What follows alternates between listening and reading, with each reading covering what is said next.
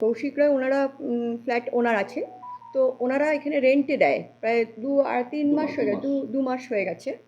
তো ওনাদের অ্যাক্টিভিটি ঠিক ভালো ছিল না, মানে আমরা প্রথমে তো বুঝতে পারিনি, আমরা প্রথমে চলন এই সেই, তারপরে এবং যে ভদ্রমহিলা আছেন আর কি, 2জন পরিচারিকা ছিল, একজন মেয়ে একটা ছেলে, এবং আমরা তার ওপর নজরদারি করার পরে ওকে যখন আমরা ওর ভ্যারিফিকেশন সব জানতে চাই যে আপনাদের কি ডকুমেন্ট আছে, সেই ডকুমেন্ট ঠিকমতো দিতে পারেনি এবং আমাদের কমিটির লোকেদের সাথে প্রচণ্ড পরিমাণে মিসবিহেভ করেছে, তখনই আমাদের একটা সন্দেহের দানা বাঁধে। এবং আমরা অনেক দিন থেকেই দেখছি ওই ভদ্রমহিলা যখন নাও থাকে তখন ওই পরিচারিকার হাতে ওর একটা ছোট্ট বাচ্চা আছে, তাদের ওপর ছেড়ে রেখে প্রায় দিনের পর দিন বেশ কিছুদিন আউট অফ সোদপুর থাকে, মানে আউট অফ ফ্ল্যাটও থাকে।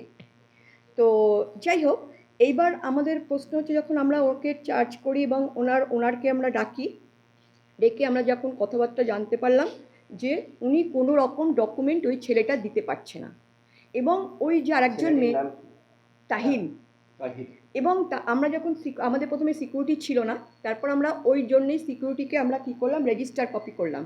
ওই তাহিন কি করছে, তাহিন কিন্তু সবাইকে বলে বেছে, তখন যখন রেজিস্টার কপিতে ওর নাম লেখাতে তখন ও সেখানে নাম কি লিখেছিল, শুভ।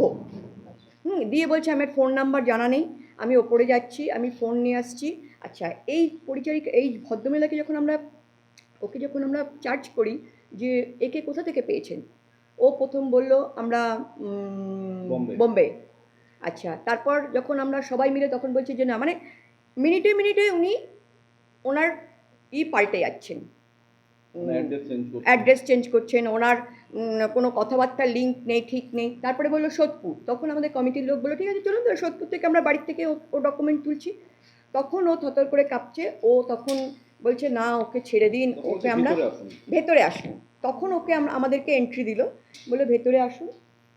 ভেতরে এসে ওর সঙ্গে কথাবার্তা বলার পরে বললো ওকে ছেড়ে দিন, আমরা ওকে সে কি অপারেশন হয়েছে, অমুক হয়েছে, এই সব বাংলাদেশ থেকে নিয়ে এসেছি, মানে এরকম কথাবার্তা বলে পরে লাস্টে আবার বলছে ওকে শিয়ালদা স্টেশন থেকে তুলে নিয়ে